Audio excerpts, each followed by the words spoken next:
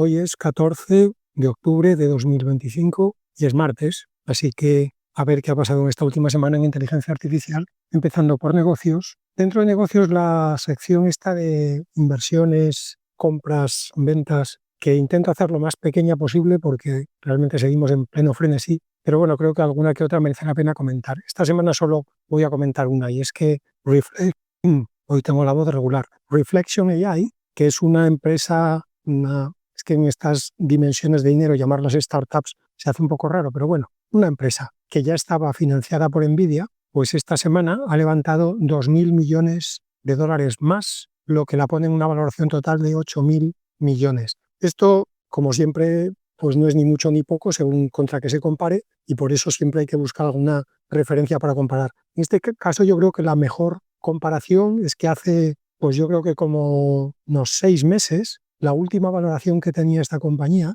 era más de 5 veces menor. Es decir, que esta valoración supone un incremento en concreto del 545% con respecto a la que tenía hace unos meses. ¿Y qué ha hecho tan atractiva Reflection en estos últimos meses? Bueno, pues Reflection se dedica sobre todo a utilizar inteligencia artificial para automatizar el desarrollo de código, el desarrollo de programación. Yo creo que no solo en los últimos meses, pero cada vez más se está viendo que esa es a día de hoy el principal área de aplicación ya real, con beneficios y con ventajas y con ahorros reales que tiene la inteligencia artificial. Así que creo que hay un poquito más de prisa que en el resto de los sectores por intentar colocarse. Relacionado con esto, aunque ya no tenga que ver con la pasta, pero otra de las noticias de desarrollo de esta semana es que IBM ha cerrado un acuerdo, una especie de acuerdo de colaboración con Anthropic. La semana pasada comenté que Deloitte ya había firmado también un contrato con Anthropic para ponerle Claude a sus no sé cuántos miles de empleados que tiene por todo el mundo. Bueno, pues esta semana Anthropic cierra otro contrato interesante y lo cierra con IBM. Digo que está relacionado con lo anterior porque justamente el contrato consiste en que IBM va a integrar Claude en su IDE, en su entorno de desarrollo para software de empresa, porque dicen los de IBM que en las pruebas que han hecho han observado, supongo que de media obviamente, un 45% de incremento de productividad de tener Claude integrado a no tener Claude integrado en sus herramientas de desarrollo. Así que nuevamente un indicador más de que la inteligencia artificial en el área de programación, no voy a decir ya que está madura, obviamente, porque llevamos con esto 4 días, pero está en el proceso de ir madurando. La siguiente de desarrollo tiene que ver con otra de las áreas que tradicionalmente como si lleváramos con esto 3 siglos. Pero bueno, sí, tradicionalmente se ha visto como una de las mejores candidatas para aplicar inteligencia artificial, que es el área de atención a clientes,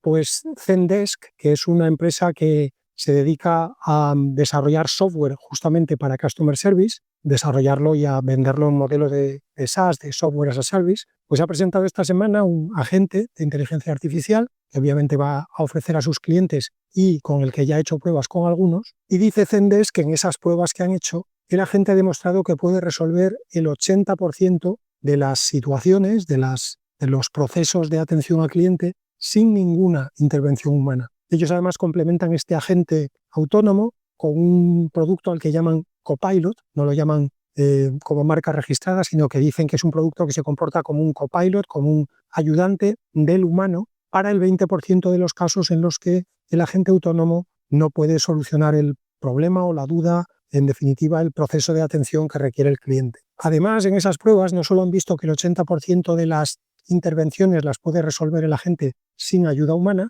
además el agente ha obtenido en los clientes de las empresas con las que han hecho estas pruebas, esos clientes han valorado entre 5 y 10 puntos mejor la atención cuando ha sido con el agente de inteligencia artificial que cuando ha sido con un humano. 5 o 10 puntos puede no parecer mucho, yo creo que es bastante, teniendo en cuenta los rácanos que somos todos como consumidores cuando tenemos que valorar la atención que recibimos, pero incluso para los que crean que no es mucho, yo creo que una vez más hay que recordar que aquí el objetivo no es barrer al ser humano en el sentido de, no, la inteligencia artificial hay que aplicarla cuando sea 2 o 3 o 4 o 10 veces mejor que un ser humano. No, la inteligencia artificial yo creo que la vamos a empezar a ver aplicándose cuando sea igual que un ser humano, porque es mucho más barata que un ser humano y por lo tanto a igualdad de rendimiento casi todas las empresas, todas, podemos quitar el casi, van a elegir la inteligencia artificial. Pero es que si además no solo es igual que el ser humano, sino que incluso te lo mejora, como digo, aunque se considere que la mejora es pequeña, pues tienes ahora una alternativa que es muchísimo más barata que un ser humano y que además es incluso un poco mejor que un ser humano. No en un benchmark, no un estudio teórico, no un paper, sino según las valoraciones de los clientes a los que ha atendido ese agente. Siguiente de negocios, esta semana ha salido el informe anual sobre el estado de la inteligencia artificial, el State of AI Report, y un montón de números, como siempre, el que quiera verlos en detalle no hay más que buscar en Google. A mí el que me ha llamado la atención más es que en este informe ya parece que el 44% de las empresas americanas están ya pagando por algún tipo de servicio de inteligencia artificial. Como comparación, en 2023, en el mismo informe de 2023, esta cifra era de un 5%. Es decir, que hemos subido del 5 al 44 en 2 años. Ya me dirá alguien qué otro producto o qué otra industria ha visto este incremento en la penetración de producto de pago en 2 años. Y el valor medio, además de ese producto de pago, en 2025 es de $530.000 anualizados. Es decir, las empresas que contratan el producto mensualmente, pues si anualizas ese coste, de media te salen unos $530.000 y luego, por supuesto, las que ya lo compran anual, pues entran en el mismo mix para hacer la media. Y termino negocios con una noticia de negocios de los que no se suele hablar cuando uno piensa en inteligencia artificial, y es el negocio de los oficios, los fontaneros, los electricistas, los manitas, los chapucillas, toda esta gente que todos contratamos en casa cada vez que tenemos una avería de algo que no funciona. Bueno, pues en Estados Unidos a alguien le ha dado por hacer una encuesta, es verdad que con una base pequeña, entre 400 técnicos de reparaciones y servicios del hogar y de la empresa, y se han encontrado con que el 70% de los que han contestado la encuesta dicen que ya han probado herramientas de inteligencia artificial y el 40% dice que las usan activamente. Y los usos que les dan son desde que les ayuden para hacer las facturas o que les ayuden a hacer cartas de respuesta o emails de respuesta a gente que les envía un email pidiéndoles un presupuesto o contándoles la avería, que pueden parecer como las tareas menos propias del oficio, pero muchos de ellos también lo están usando como ayudante para las tareas más propias de su oficio. Es decir, había uno que mencionaba que cuando llega a una avería en casa de un cliente, lo primero que hace es una foto de la avería, este era un fontanero, se la sube a ChatGPT. Hombre, si es una avería fácil y él la ve clara, no, pero si es una avería compleja, le hace una foto, la sube al ChatGPT de turno y le pide opinión, que pide, ¿tú qué harías con esto? Y en general, el ambiente que flota en las personas que se han explayado más en el artículo que he leído, es que es bastante más útil de lo que ellos pensaban a priori. Ellos en general pensaban, supongo, ¿no? Esto de la inteligencia artificial está muy bien para hacer cosas galácticas, pero cuando hay un grifo que gotea, amigo, ahí la inteligencia artificial no sirve para nada. Bueno, no, pues parece que también para los que ayudan grifos, para los que arreglan grifos que gotean, y interruptores que se estropean, y tablas de parqué que se levantan, pues parece ser que ahí también la inteligencia artificial está empezando a resultar de ayuda, como mínimo al 40% de esta, repito, muy limitada muestra, pero es la primera que he visto en este sector y me ha parecido que merece la pena comentarla. Voy ya con desarrollo. Esta semana no voy a mencionar ningún modelo ni versión, porque aunque siguen saliendo como setas en temporada, pues siguen siendo todo variantes de la variante de la variante. Cada uno es mejor que el anterior. El último que sale es el primero de los benchmarks, pero no estamos viendo, como mínimo en esta última semana, ningún salto cualitativo más que cuantitativo en los modelos que ya existen. Así que voy con noticias de desarrollo en sí mismas. Esta semana ha hecho mucho ruido un paper que ha publicado un investigador de Samsung. Y cuando digo un investigador, digo literalmente un investigador. Pues un tipo de Samsung que no sé si en los ratos libres o cuando no le veía a su jefe, hizo un experimento muy curioso. Cogió un modelo muy pequeño, y cuando digo muy pequeño quiero decir minúsculo, un modelo de 7 millones de parámetros, no billones, es decir, no 7.000 millones de parámetros, sino 7 millones de parámetros, y lo que hizo fue ejecutarlo en una especie de bucle que le hacía pasar por el mismo proceso 16 veces. Es decir, tú le dabas un prompt y él generaba un primer prompt, volvía a generar, así hasta 16 veces. El resultado es que en el famoso ArcAGI, el ArcAGI, que es uno de los benchmarks más exigentes, sobre todo en el área de razonamiento, ha mejorado a DeepSeek R1 y al O3 Mini High de OpenAI entre un 10 y un 30%, teniendo en cuenta, repito, que solo tiene 7 millones de parámetros, es decir, tiene 10.000 veces menos parámetros de ese orden de magnitud que los modelos a los que está superando. Para que nos hagamos una idea de para lo poco que dan 7 millones de parámetros, este TRM, este Tiny Recursive Model, que es como lo ha llamado el pollo de Samsung, solamente tiene 2 capas, solo tiene 2 capas internamente. Bueno, pues como digo, mejora a modelos con 10.000 veces más parámetros. Como siempre, esto hay que cogerlo con pinzas porque lo ha sometido a una comparación muy concreta, que es el ArcAGI, en un tipo de tareas muy concretas, que son las de razonamiento, y habría que ver cómo generaliza esto a otros dominios. Pero lo interesante es que abre una nueva vía de trabajo. Ya no se trata tanto, o lo que propone este paper sería, no se trata tanto de aumentar el número de parámetros, sino que ahora abrimos otra vía, que es aumentar el número de pasadas que le das al prompt por todas las capas, en este caso solamente 2, pero las que sean, de tu modelo. Siguiente paper interesante de esta semana es uno de ByteDance Seed, los de TikTok, al que han llamado Artificial Hippocampus Networks for Efficient Long Context Modeling. Bonito nombre, sería algo así como redes de hipocampo artificial para el modelado eficiente de contextos largos. ¿Y qué proponen ellos o qué descubren ellos en este paper?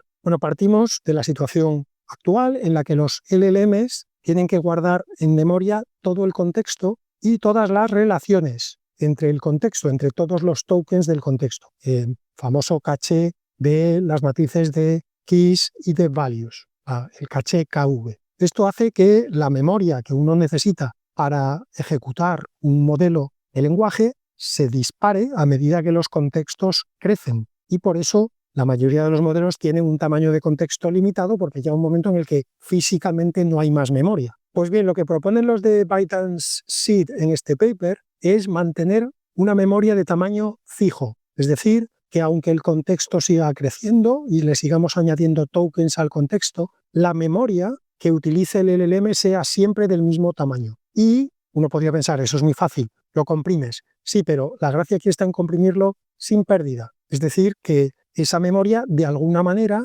recoja todo el contexto previo al token que estamos analizando en cada momento sin perder nada de lo que sea relevante de todo ese contexto previo. Eso es lo que hace justamente ese Artificial Hippocampus Network. Es una red neuronal, porque de hecho está dentro del modelo y es una red que también tiene que aprenderse durante el pre-training. Es decir, igual que durante el pre-training el modelo aprende los pesos que necesita, tiene que aprender también este nuevo módulo, esta AHN, que lo que hace justamente es comprimir la información del contexto previo siempre en el mismo tamaño. En su experimento, estos tipos de ByteDance han utilizado un Qwen 2.5 de 3 billones, ya fine-tuneado para instrucciones, un instruct, y el resultado, al incorporarle este módulo adicional, este AHN, que obviamente aumenta algo el tamaño del modelo, en este caso aumenta un 0,4%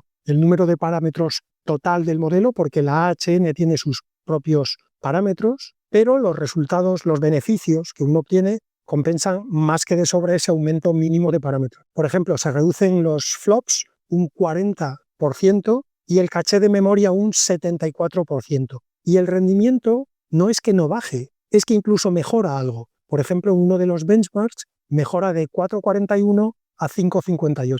Y ese benchmark, que es el LV-Eval, es un benchmark que mide específicamente el rendimiento de un modelo en contextos largos. Y casualidades de la vida, o no, la tercera que tengo de desarrollo está muy vinculada a esta segunda, porque en esta misma línea de intentar reducir los recursos, en este caso de memoria, que utilizan los LLMs, un paper de varios grupos de investigadores, pues por ejemplo Microsoft estaba en la lista, la Universidad de Montreal, pero eran como 8 o 9, no los voy a mencionar a todos. Lo que proponen en este paper es un sistema de reinforcement learning para que el modelo aprenda a resumir el contexto anterior al token que tiene que analizar en cada momento. Aquí no estamos hablando de tocar el modelo en sí, como en el modelo este de las AHNs anterior, y no estamos hablando de añadirle parámetros al modelo y que el modelo entrene a ese módulo extra al mismo tiempo que se entrena al modelo principal. Aquí estamos hablando de coger un modelo ya entrenado y hacerle en el post-training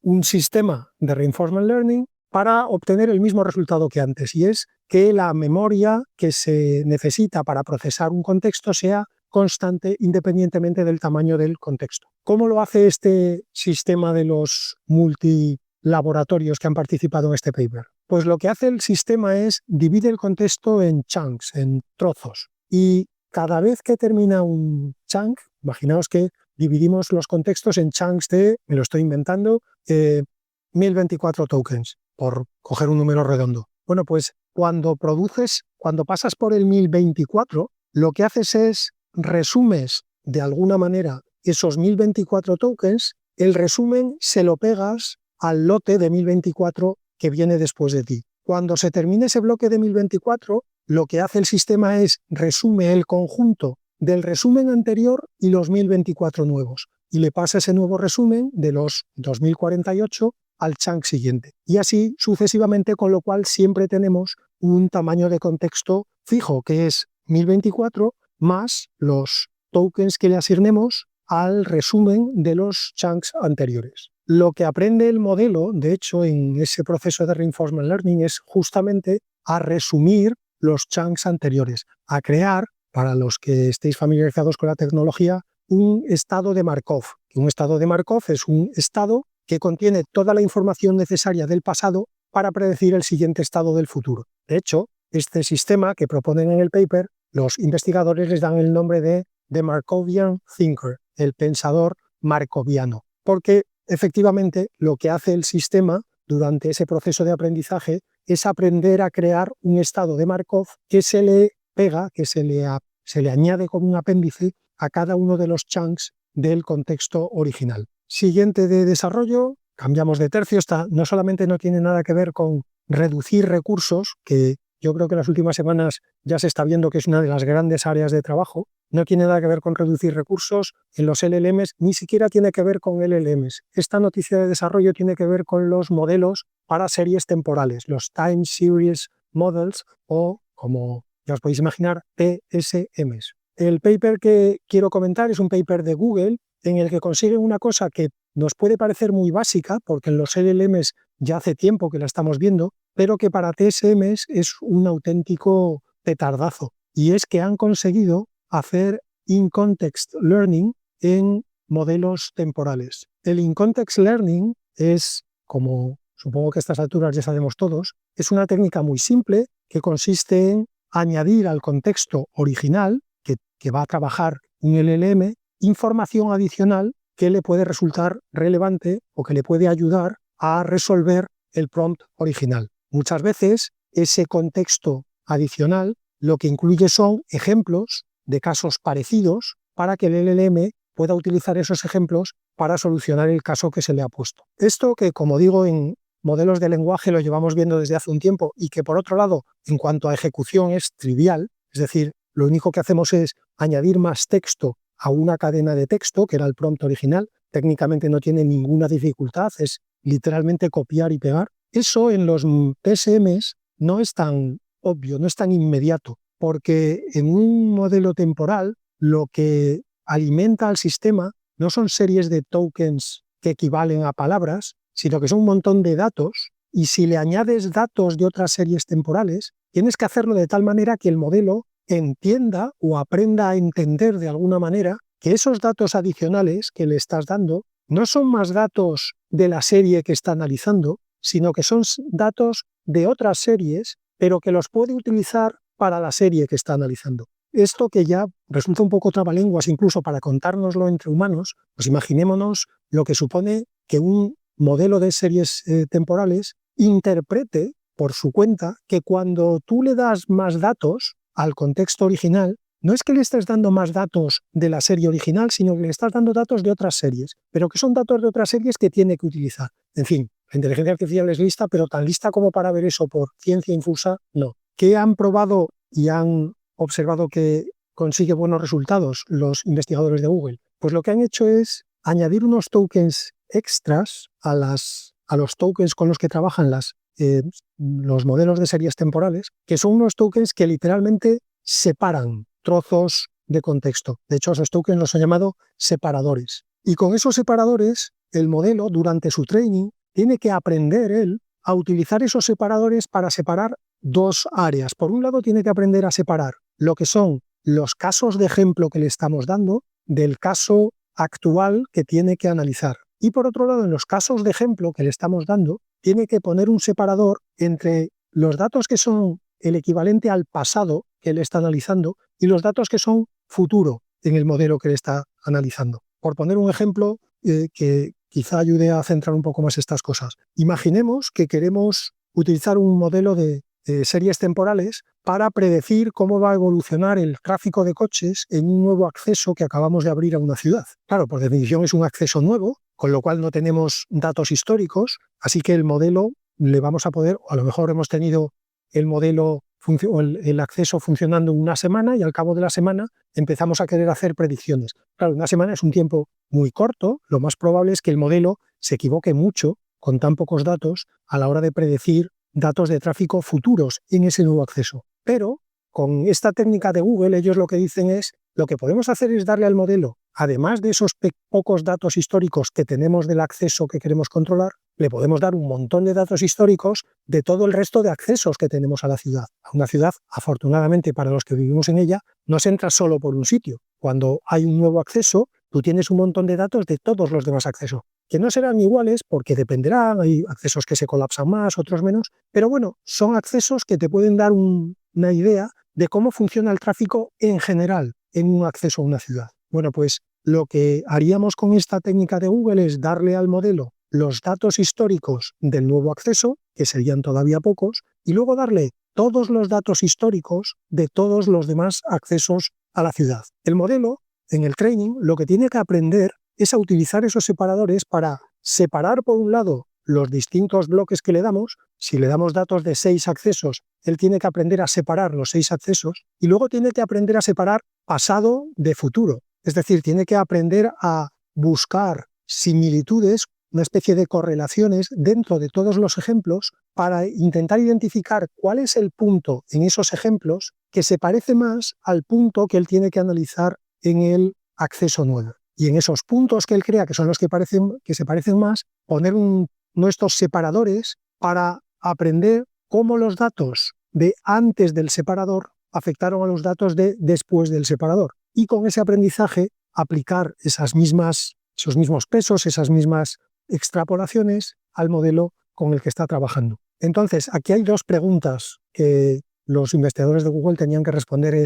Una, ¿esto sirve para algo? O sea, si entrenas al modelo de esta manera, le das ejemplos, los separadores y tal, ¿esto realmente mejora la precisión del modelo? Bueno, pues la respuesta es que sí. De hecho, la precisión mejora con cuantos más ejemplos le añades al contexto hasta llegar aproximadamente a 30. A partir de 30 ejemplos, la mejora empieza a aplanarse y es ya prácticamente constante. Pero entre 0 y 30, cada vez que le añades un ejemplo al modelo, el error de predicción del futuro disminuye un poquito más. Pero lo mejor es la segunda pregunta, que es, ¿esto mejora a modelos entrenados específicamente en una tarea? Es decir, si tú un modelo que nunca ha visto una tarea concreta, lo que se llama el famoso zero shot, si coges un modelo que nunca ha visto una tarea, pero le das ejemplos de otras tareas, ¿el rendimiento de ese modelo es comparable a otro que entrenes específicamente en la tarea que el primero no ha visto? Pues la respuesta es sí. En el paper de Google, el modelo que ellos utilizan para trabajar es el TimesFM, que es uno de los clásicos de Time Series, y efectivamente, si tú coges un TimesFM que nunca ha visto una tarea específica, pero le das ejemplos de tareas parecidas, cuando lo pones a trabajar en la tarea específica que nunca ha visto, su rendimiento es comparable al de un TimesFM al que hayas entrenado específicamente para esa tarea. Con lo cual, esto amplía un montón el abanico de tareas para las que podemos utilizar los modelos de series temporales que ya tenemos. Porque no hace falta entrenarlos específicamente en tareas nuevas, simplemente hace falta encontrar tareas que sean cercanas, no exactamente iguales tampoco. Y termino el bloque de desarrollo con una noticia de desarrollo mezclada con anuncio de producto y en una de mis áreas favoritas, que es la robótica, porque Figure ha anunciado el lanzamiento de su modelo 03, que es, como ya eran el 02 y el 01, robots humanoides de propósito general, enfocados en este caso al uso doméstico, y lo han presentado de momento como prototipo,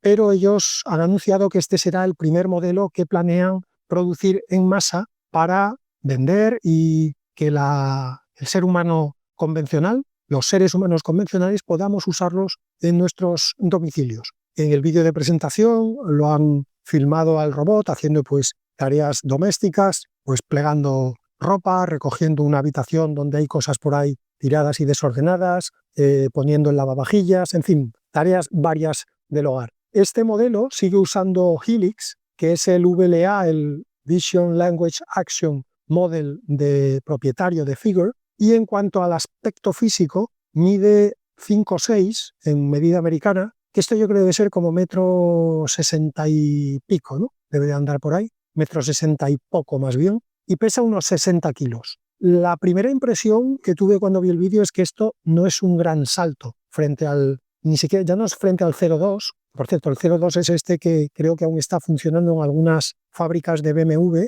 en Alemania, pero ni siquiera es un gran salto con respecto al 01. Yo creo que aquí el problema es que Figure ha sido víctima de sus propias campañas mediáticas. Hicieron unos vídeos del 01 y del 02 tan buenos, en los que, claro, como siempre que haces un vídeo de demostración, pones al robot a hacer lo que hace mejor, y entonces, claro, la sensación es que el 01 y el 02 ya hacían muchas de estas cosas, que probablemente luego en el mundo real no las hacían, pero como lo único que nos llega a la España que madruga es el vídeo de demo y las demostraciones que hacen cuando van a ferias y tal y cual, que también las hacen con las tareas que mejor hace el robot, pues claro, cuando sacas uno que hace eso de verdad, la sensación que tenemos todos es, pero esto ya lo hacían los modelos anteriores. En fin, en cualquier caso, el anuncio está ahí y el objetivo de Figure es lanzar esto en 2026, aunque ellos mismos reconocen en la nota de prensa que va a ser challenging, es decir, challenging, como sabéis en inglés, quiere decir no lo vamos a hacer. Aunque hay otra acepción de la palabra challenging, que es te vamos a mandar de director general a la filial de Uzbekistán. Eso, challenging, según el contexto, significa una cosa u otra. Y termino ya con las pildoritas rápidas. La semana pasada comenté que OpenAI, una de las múltiples cosas que había anunciado, es que querían tener una especie de App Store. Querían que la gente pudiera utilizar aplicaciones de terceros desde el propio interface de ChatGPT. Y esta semana Gemini ha anunciado básicamente lo mismo. Le ha puesto otro nombre, le ha llamado CLI Extension, CLI de Command Line Interface, que justamente permite lo mismo, que es que terceras partes, aplicaciones de terceras partes, puedan integrarse directamente en la aplicación que ellos ya tienen de línea de comandos de Gemini. A mí esto me recuerda mucho a esta fase que estamos viviendo ahora en estos meses, a la fase que también se atravesó allá en los albores de la historia de Internet, cuando todos usábamos Internet con armadura, cota de malla y espada, y fue la fiebre de los portales. Los que ya tengáis unos años recordaréis que hubo un momento en el que todo el mundo quería ser el portal de Internet. Todo el mundo quería que la gente usara Internet a través de su página. Eso se vio que tuvo un éxito entre escaso, muy escaso y nulo. Pues me da la sensación de que estamos atravesando otra vez el mismo sarampión. Aquí todo el mundo quiere que la gente utilice la inteligencia artificial, pero siempre a través de tu aplicación, siempre a través de tu paginita. Bueno, pues a ver si esta vez sale mejor el intento. La primera vez ya digo que salió regular. Aquí los más veteranos del lugar se les va a poner la gallina de piel cuando diga la frase Terra. Pues ahí estamos. Siguiente pildorita, unos investigadores que también investigan cosas de lo más peculiar, han hecho un estudio sobre documentos corporativos y notas de prensa que se generaron más bien, porque esto ya es de 2024, en empresas, notas de prensa de empresas y notas de prensa de la ONU.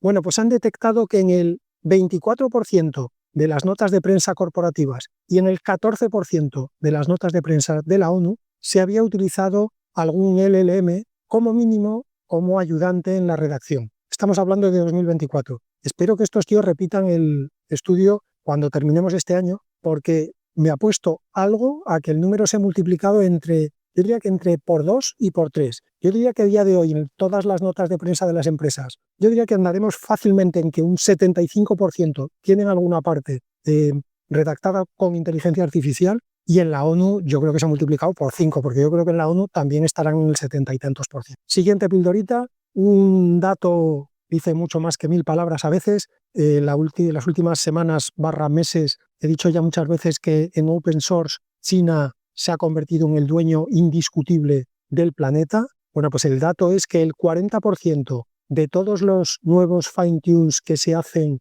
en Hugging Face se hacen sobre un modelo Qwen, sobre un modelo de Alibaba. Y la última pildorita tiene que ver, como la última noticia de desarrollo era de robótica, la última pildorita también es de robótica. He mencionado ya muchas veces aquí que, aunque pueda parecer una tontería, uno de los problemas más complejos en robótica son las manos, en concreto la destreza manual. Ser capaz de hacer manos que, como sucede con las manos humanas, sean capaces de hacer tareas que requieran mucha fuerza, que a la vez requieran mucha precisión y que a la vez requieran mucha delicadeza. La mano humana es probablemente la parte del cuerpo, desde un punto de vista físico, que más nos distingue del resto de los animales. No solamente por el famoso pulgar opuesto a los otros dedos, que nos da esa capacidad prensil, sino por el nivel de destreza que tenemos los humanos en las manos y que no tiene ningún otro animal en la Tierra. Bueno, pues replicar ese nivel de destreza es complicadísimo en una mano de robot.